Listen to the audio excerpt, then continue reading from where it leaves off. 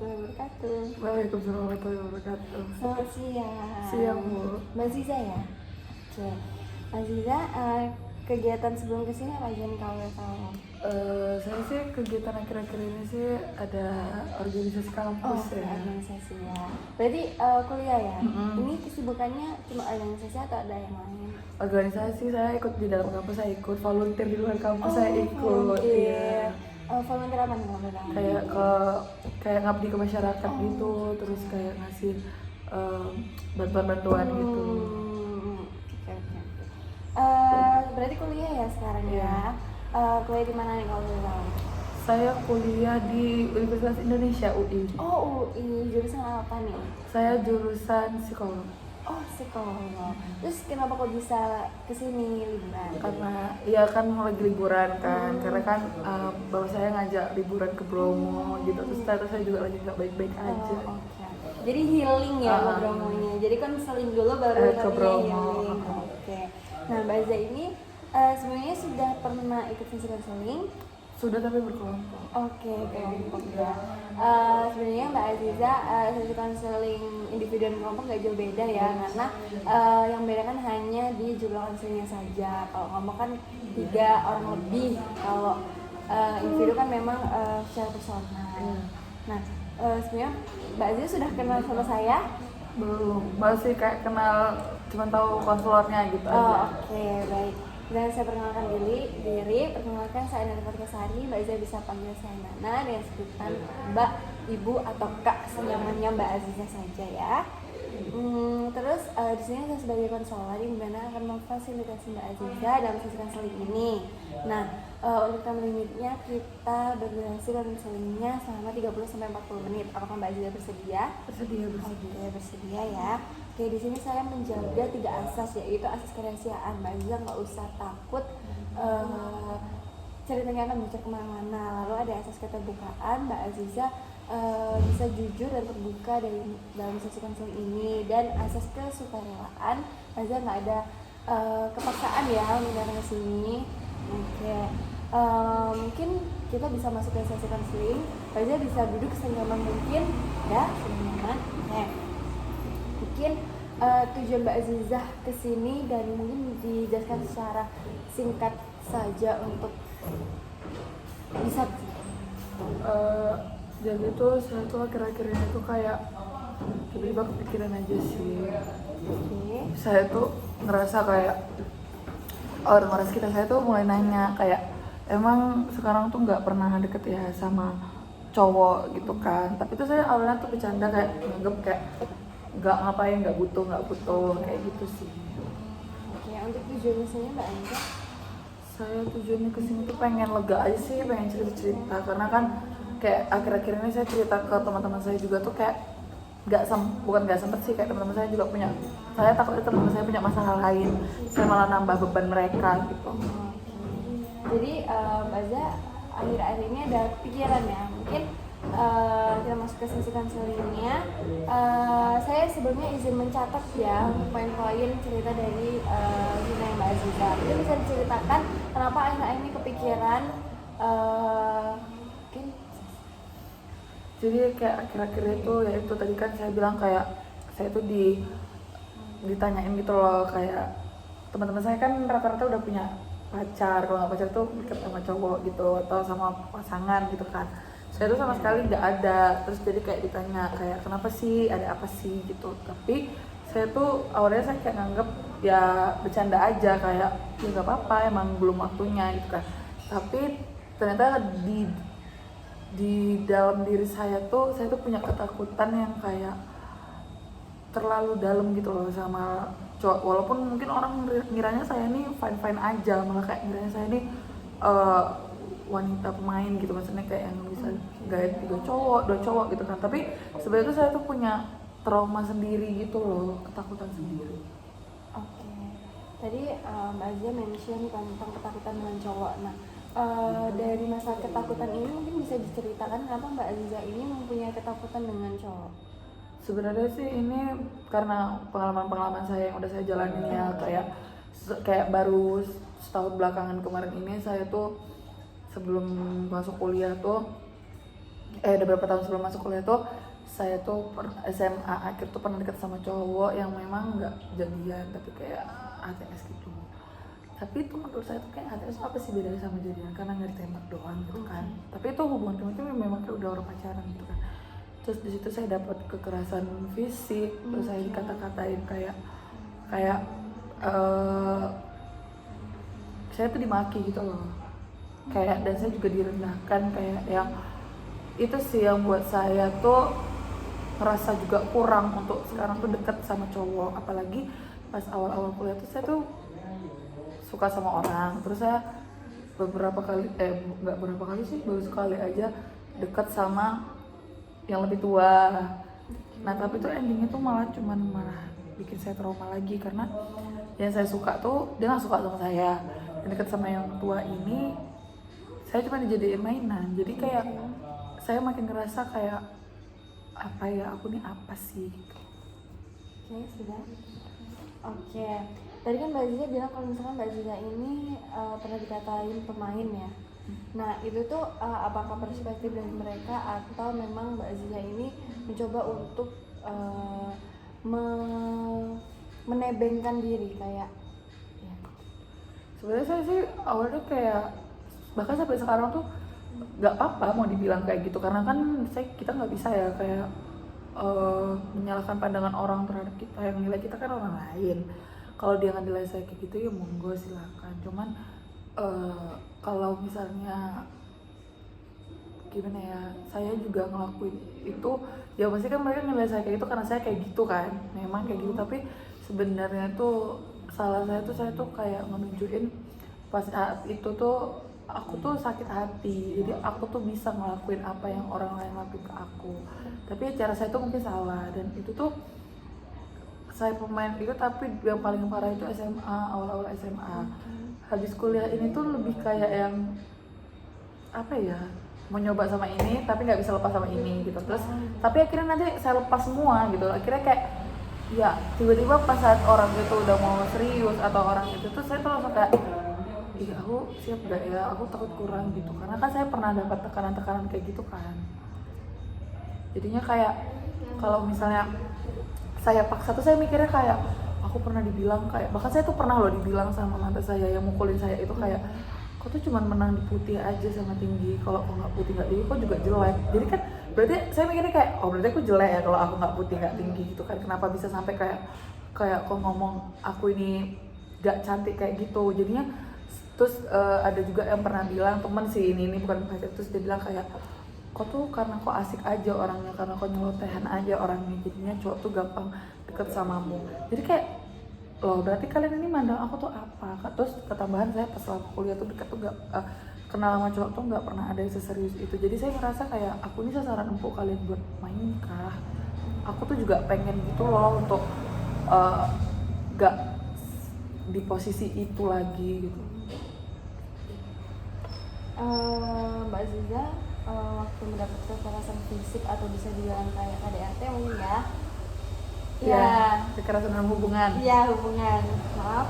Nah dapat perlakuan tersebut itu dari kapan? Mungkin Mbak Aziza bisa mengatakan apa aja yang muncul di pikiran Mbak Aziza tanpa disensor. Itu kalau itu pertama kali saya dapat kekerasan itu kelas yang paling kali ya itu kelas 12 awal. Itu tuh saya kan SMA itu pas udah kelas 12 tuh ada selama 2 semester itu tuh ada mata pelajaran seni budaya.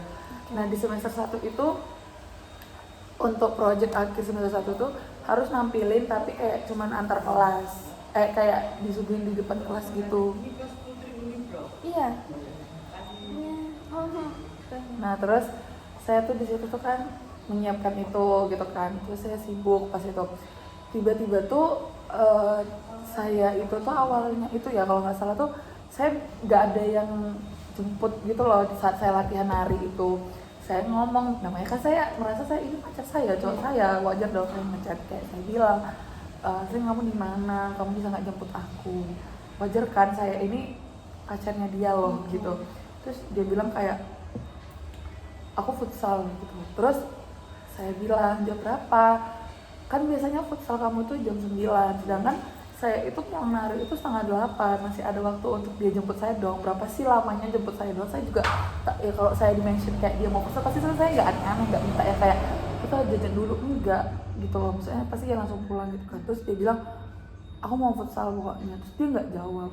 Nah di situ saya, orang tua saya tuh nggak bisa jemput karena memang kebetulan ibu saya kan nggak bisa bawa motor, abang saya kerja di luar, ayah saya ini lagi ada jadi panitia masjid gitu loh, lagi yasinan rutinan gitu, jadi kayak nggak ada yang jemput gitu. Nah saya tuh memang kalau dibilang kenapa nggak pakai Gojek, saya orang terbilang kalau di daerah saya itu saya nggak pernah percaya sama Gojek karena saya setrauma itu, saya pernah hampir diculik lah intinya gitu kan. Jadi kan saya kayak aku sebisa mungkin nggak mau pakai Gojek, saya putar arah. Akhirnya saya bilang ke teman-teman saya kayak aku boleh nebeng nggak. Nah karena tempatnya ini juga agak jauh dari rumah saya, teman-teman saya tuh bilang kayak saya tuh sebenarnya ditawarin sama teman saya cewek, tapi dia ada kalau saya cocok tuh bilang kayak udahlah sama kami aja pulangnya gitu kan, soalnya tempatnya jauh biar aman. Kayak situ saya karena ngerasa ya udah ini teman aku, ya udah nggak apa-apa pulang kan. Saya nyampe rumah jam setengah 9, dia nelpon saya, dia bilang kok udah pulang, katanya dia langsung pakai call. Saya tahu kalau dia udah pakai call itu kan pasti udah gitu marah kan. Saya masih jawab itu kayak udah kenapa, sama siapa kok pulang, kata dia kan. Terus saya jawab sama temanku gitu kan, harus ya pulang sama cowok, nggak ada otak kok gitu kan. Terus saya tuh di situ cuma ngeredain gitu loh, sebenarnya udah kaget kok bisa ya dia kayak sengebentak saya gitu. Terus saya di situ langsung bilang kayak kenapa sih, ya aku maaf, aku minta maaf, aku salah.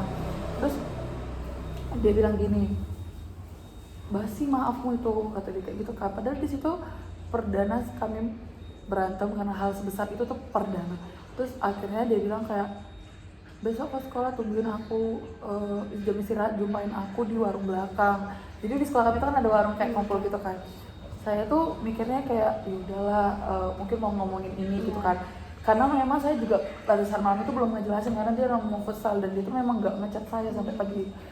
Besoknya sekolah saya datangin dong dia di warung belakang itu. Tiba-tiba tuh saya kan nyamperin kan, dia bilang ayo ikut gitu kan. Jadi ke belakang warungnya lagi. Situ dia langsung ngedorong bahu saya. Situ saya mikirnya kayak ya udahlah masih didorong gitu kan. Dia bilang kayak kau mikir nggak sih kau tuh cewek apa, murah kali mau diantar sama cowok. Terus saya bilang kan, terus saya ngebela dong diri saya kayak aku minta tolong kamu nanya jam berapa futsal kamu nggak jawab. Aku biasanya tanya kamu jam 9, aku lo minta yang setengah 8, kamu di mana? Terus dia malah kayak bilang mikir lah, emang nggak ada orang lain yang bisa diantar harus cowok kayak gitu. Jadi kayak tapi saya di situ pembelaan saya kayak ya kenapa nggak mau jemput aku, kalau kamu nggak senang aku dijemput cowok lain. Terus karena mungkin saya ngejawab terus, dia emosi, dia langsung ngedorong saya, terus dia mukul ini saya, lengan kiri saya sampai kayak ditinju gitu. Situ saya lebam. Terus saya kaget kan karena kayak ngeblank gitu loh, karena kayak ini perdana gitu antara sakit, tapi ini di situ tuh nggak ngerasain sakit, saya nggak ngerasain sakit, saya tuh malah kayak kaget, aku diginiin gitu, kayak ngeblank. Tapi saya ngerasain sakitnya tuh pas udah di kelas. Di situ saya nahan nangis kan, tapi akhirnya tuh tetap nangis gitu kan. Saya malah jawab kayak aku salah apa, aku kenapa diginiin gitu kan. Terus dia bilang wajar dapetin itu, mikir lah kok, tak kok di mana, kata dia kan. Itu cewek nggak ada harga dirinya gitu.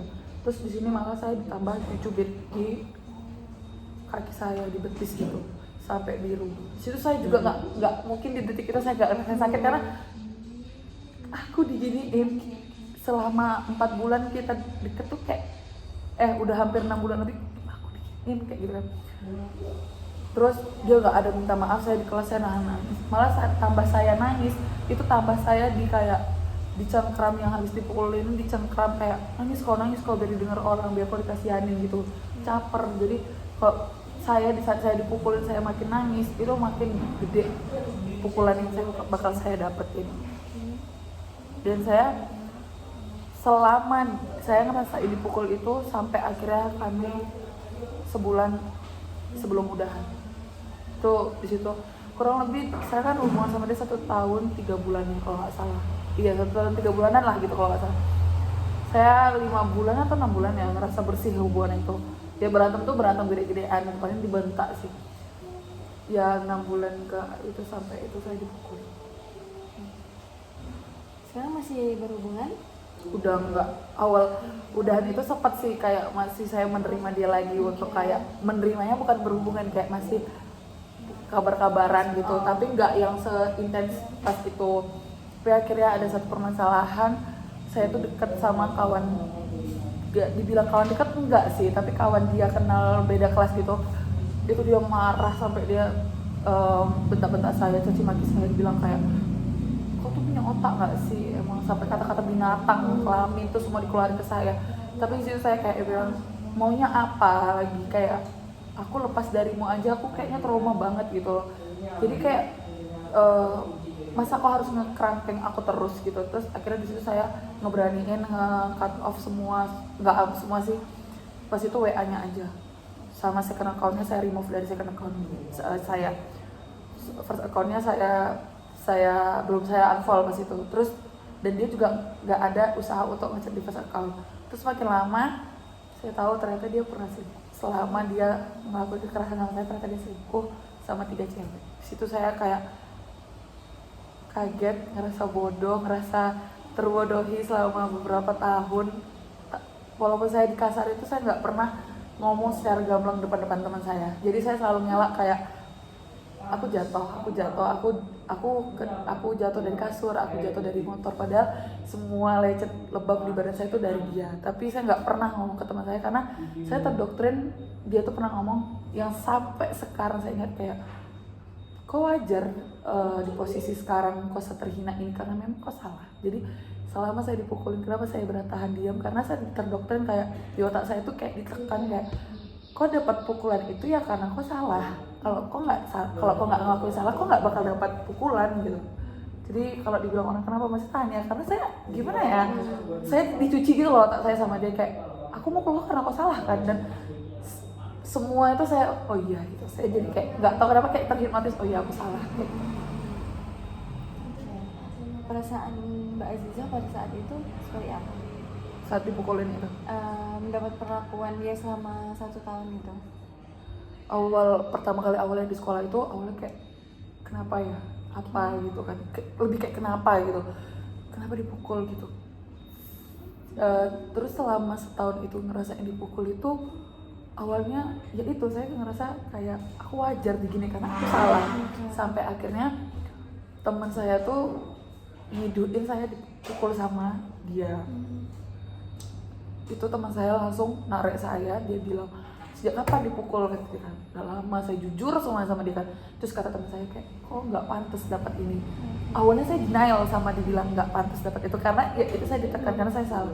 Tapi setelah saya pikir lagi kayak kenapa harus aku ya yang ngerasain ini, kayaknya salahku ini masih bisa untuk diperbaiki. Tapi kenapa aku tuh dipandang orang, bahkan saya dipandang sekali dia tuh saya cewek yang friendly gitu. Saya nggak pernah membenarkan, saya nggak pernah meluruskan omongan orang lain. Saya selalu kayak ya nggak apa-apa.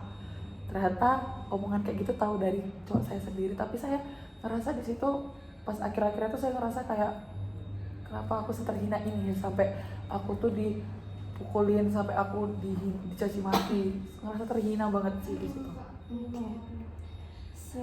Perasaan setelah mendapat kejadian itu tuh seperti apa Mbak Zia? Apakah Mbak Zia sendiri ada rasa dendam atau kesel atau marah?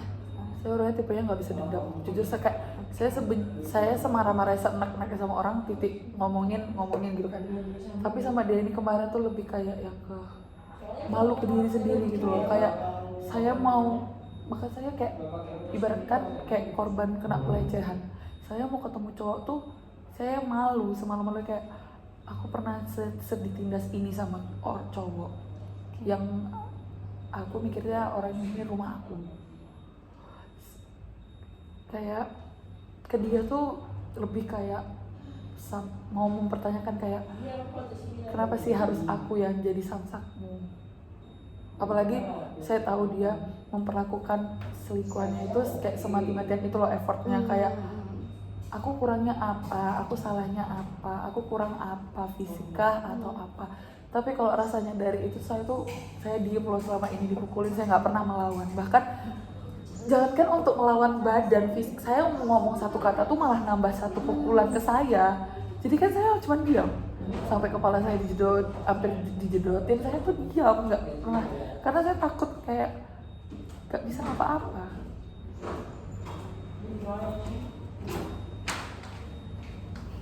Setelah kejadian tersebut, apa yang dilakukan Mbak Aziza?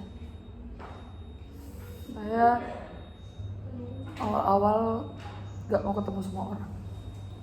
Terus akhirnya saya main sama teman saya, tapi saya kalau nengok cowok tuh kayak ketakutan terbesar saya, kayak bahkan nengok teman cowok saya tuh kayak saya malah pernah hampir 2 bulan spontan ngomong sama cowok tuh pasti saya langsung kayak gini, langsung kayak ada yang langsung kayak gitu, karena saya biasa digituin.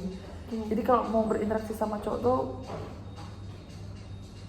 kayak ada ketakutan gitu loh, kayak bom waktu buat saya, pasti nanti dia bakal ngelakuin ini ke aku, padahal teman loh, padahal dia tuh gak kayak 0% dia melakukan kekerasan ke saya, tapi saya langsung spontan kayak melihat bom waktu yang bakal mukulin aku gitu, nganggep semua cowok tuh bakal mukulin saya. Oke. Tadi kan Mbak Aziza bilang ketakutan terbesar bertemu cowok ya. Apakah sekarang kan kuliah, apakah masih sekarang ini pernah deketin dengan cowok? Dideketin? Iya.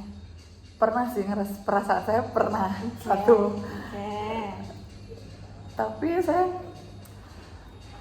dibilang waktu pulih saya tuh ya itu, tapi bisa ada perubahan kecil cara saya menanggapi orang yang mendekati saya.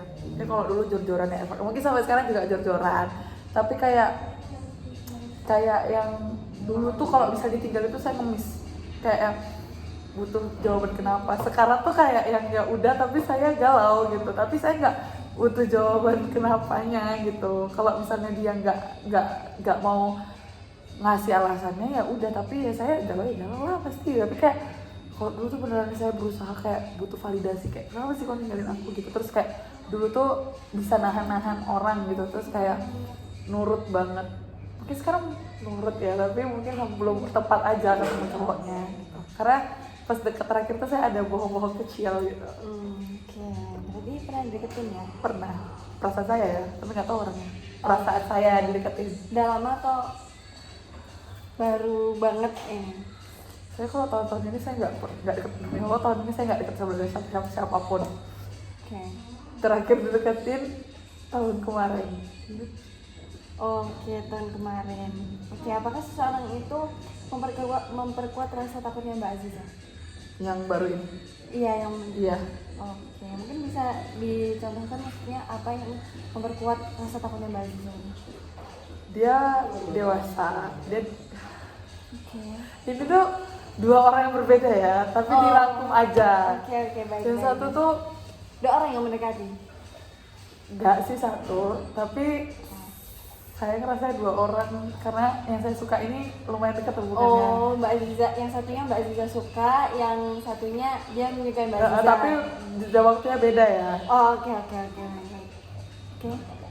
Jadi kalau yang satu tuh ketakutan saya tuh yang buat saya ketakutan karena dia nggak pernah menjelaskan apa yang dia rasakan ke saya. Ya mungkin nih memang kan nggak ada hubungan, tapi kan kayak saya kan juga bisa bilang saya tuh tipe orang yang butuh valid. Nah, tapi di situ saya juga nggak mempertanyakan apa. Jadi kayak itu ketakutan saya kayak kedepannya kayak aku kalau dapat cowok yang avoidant kayak gini kayak nggak bisa deh. Yang kedua ini baik, dewasa, suka sama sifat-sifatnya, lucu-lucunya. Cuman ketakutan saya tuh gampang buat ninggalin gitu loh. Dia ninggalin saya tanpa penjelasan apapun pasti. Mungkin sama ya kasusnya, cuman ketakutan saya tuh kayak love bombingnya dia gitu loh. Dia langsung ngelepasin saya gitu. Sebenarnya keterang-terangan kok dia ngelepasin saya, cuman saya di situ masih kayak yang forward terus kayak kabarnya gimana gitu. Tapi ternyata memang udah diusahakan gak bisa gitu. Walaupun udah baikan lagi tuh ternyata gak bisa. Saya sama yang terakhir itu cukup nggak berkesan sih, cuman baik, tua baik. Oke. Lebih tua ya dari Mbak Aziza. Iya. Oh, oke. Jadi tadi kan Mbak Aziza bilangnya kejadiannya sama-sama di love bombing kan ya? Itu tadi. Iya mungkin bisa dibilang. Oke, gimana perasaannya? Kalau yang sama yang tua ini jujur kayak gak terima, sakit hati. Awalnya saya tuh gak mau loh sama kamu gitu, cuman aku nengok usahamu tuh ya udah, terus saya udah lakukan satu effort yang menurut saya itu menguras. Selain saya nggak mandang materi yang udah saya keluarin ke dia ya, tapi aku udah effort. Terus saya melakukan effort yang salah ke orang yang salah pada saat itu. Oke. Terus dengan entengnya dia meninggalkan saya. Terus gak lama dia ngedate ke Jogja sama cewek. Oh. Jadi saya kayak ada perasaan, Total. iya perasaan kayak aku ini apa lagi sih, salah apa lagi sih sampai aku gampang untuk ditinggalin orang. Oke, Mbak Aziza sebelumnya pernah cerita hal ini belum ke teman? Udah, udah. Udah pernah ya berarti? Bukan cerita lagi, dia ada di kejadian itu. Oh begitu. Oke. Terus temannya sendiri tuh apakah marah, kesel atau gimana? Marahnya ke saya sih. Oh. Kayak kan udah dibilang jangan kayak gini gitu. Terus saya nangis kan di tempat dia kan, saya nangis. Dia cuma respon kayak udah tahu kan sekarang endingnya kayak gini, udah dibilang dari awal jangan gitu. Cuman kan saya jawab, aku kan punya hati, aku kan mau mencoba gitu. Terus dia kayak yang salahmu, ngapain mau sama dia kayak gitu. Kayak teman saya tuh mungkin ngomong kayak gitu tuh buat kayak sadar gitu kan, endingnya tuh gini lagi gitu kan. Tapi kan kayak jahat ya teman saya ya gituin saya, soalnya kan saya nangis, saya nangis gitu loh. Oh, Mbak Aziza nangis? Temennya ada nenangin Mbak Aziza? Enggak, dia ngedate pas itu sama cowoknya. Oh. Cuman habis ngedate tuh kan dia nengok saya nangis kan, dia langsung kayak hah kok kayak gini gitu.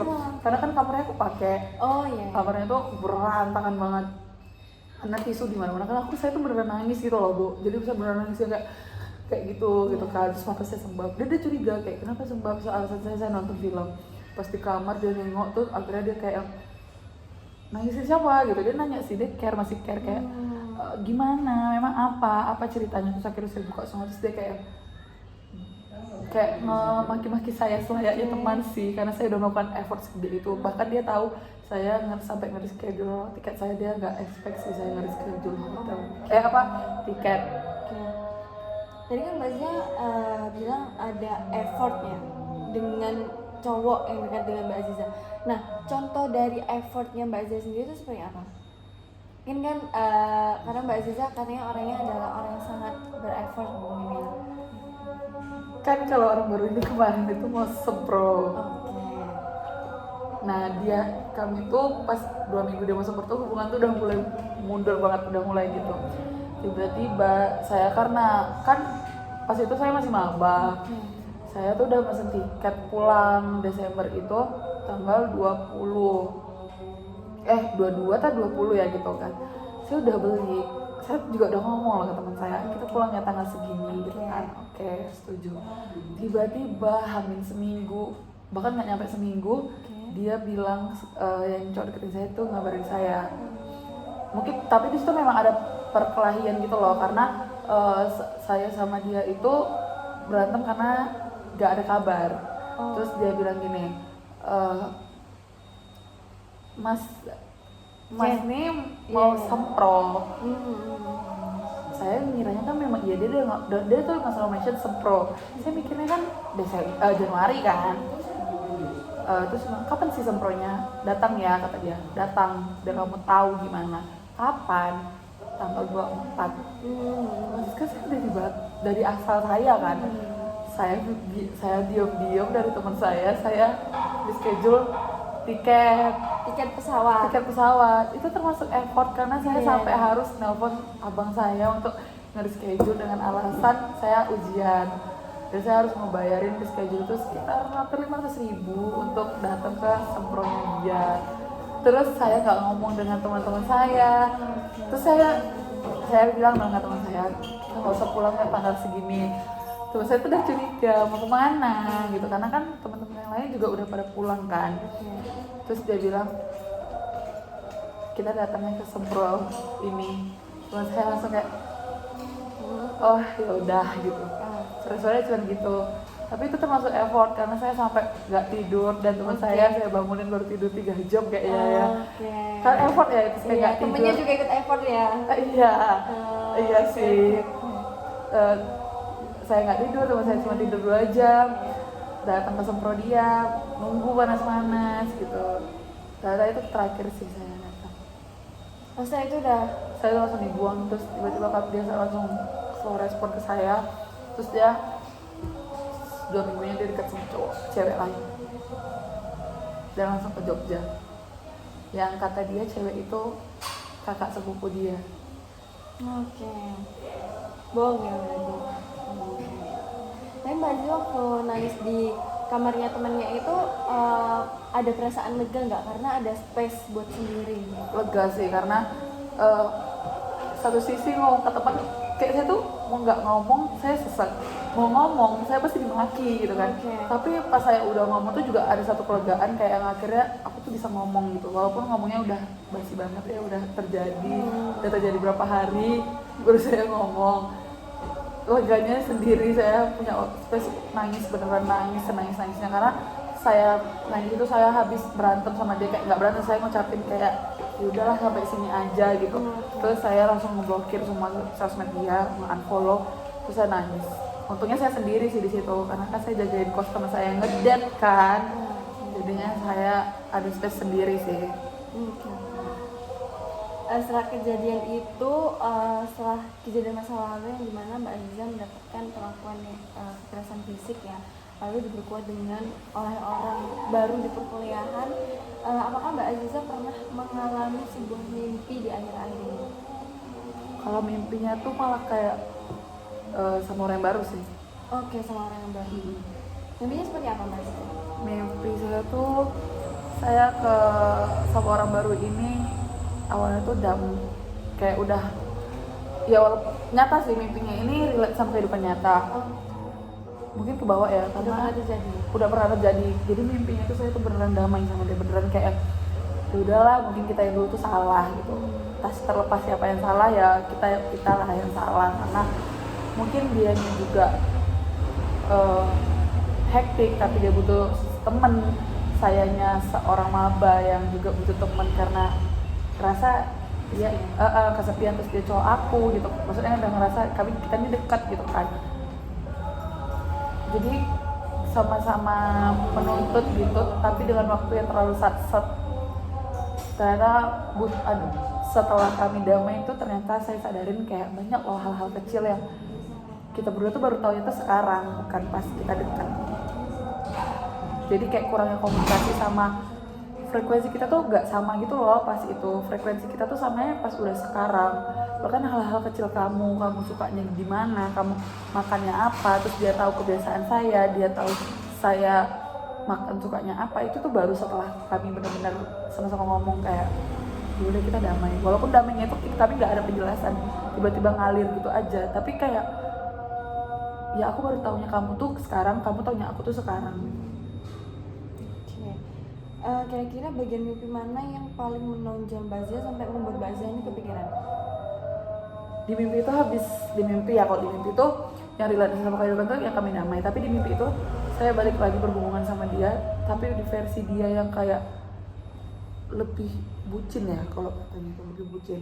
Nah saya tuh mikirnya sampai di kehidupan langsung itu nyata itu, ini apa aku ditakdirin buat damai sama dia ini, apa buat balik lagi atau apa sih? Karena sampai kami damai kan saya bilang kami nggak ada penjelasan apapun. Jadi kayak apa sih maksudnya balik lagi nih apa? Kayak saya sempat berharap gitu loh. Itu yang bikin saya kayak terlalu menonjol di sana. Mbak Aziza, apakah sempat menahan diri dengan semua hal yang terjadi? Enggak, saya langsung kayak ikutin aja sih alurnya gitu.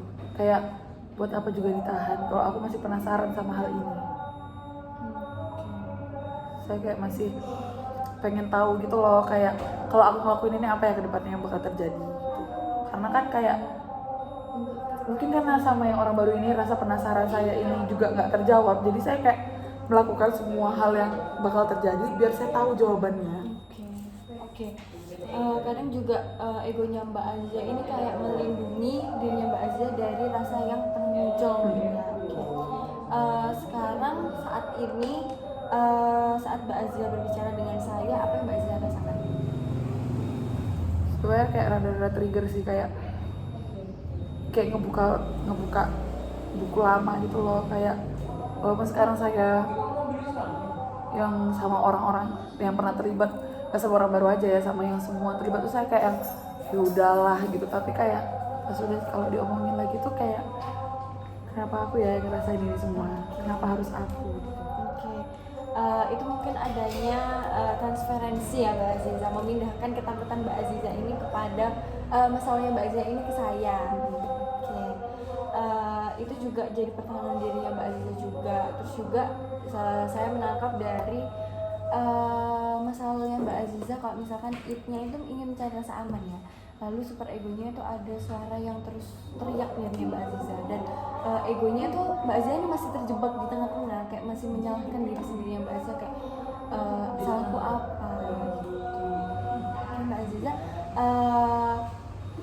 mungkin ini masih pertemuan yang pertama ya Mbak Aziza, jadi belum yang sepenuhnya untuk kita terlalu membahas permasalahan Mbak Aziza. Apakah di sesi konseling ini perasaan Mbak Aziza seperti apa? Sesi konseling ini sih cukup lega karena kayak akhirnya menyuarakan, walaupun kayak ada rasa-rasa trigger ya, karena kan kayak memang menceritakan ulang rasa-rasa sakit saya, tapi kayak ternyata ada fase legowonya juga gitu.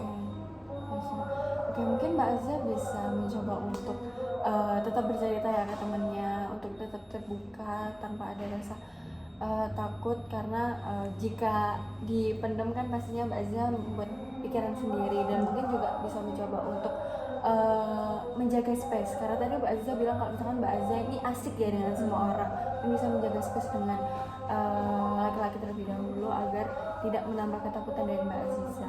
Apakah membantu? Oke, membantu ya Mbak Aziza. Ini juga sudah sesi konseling kita sudah sekitar 30 menit lebih. Selanjutnya untuk sesi konseling berikutnya bisa kita jadwalkan lewat WhatsApp ya Mbak Aziza, untuk membahas progres Mbak Aziza setelah mengikuti sesi konseling ini. Oke. Sebenarnya Mbak Aziza setelah ini ada kegiatan apa lagi kamu? Saya mau ngerjain tugas di perpustakaan. Oke, masih ada tugas ya? Masih. Kalau di kampus ini buka ya? Kalau buka. Masih nanti jam 9 sih. Oke. Izinkan saya untuk merangkum dan sesi konseling ini. Mbak Aziza ini ada ketakutan dengan cowok dan pernah dibilang pemain ya dengan teman-temannya, dan juga sempat mendapatkan kekerasan fisik dengan mantannya selama pacaran. Tuh. Oke Mbak Aziza, saya sangat mengapresiasi Mbak Aziza dan sesi konseling ini sudah sangat terbuka dengan saya. Saya sangat berterima kasih sudah mempercayai saya sebagai konselor. Oke, mungkin Mbak Aziza bisa lanjutkan aktivitasnya. Terima kasih ya Bu.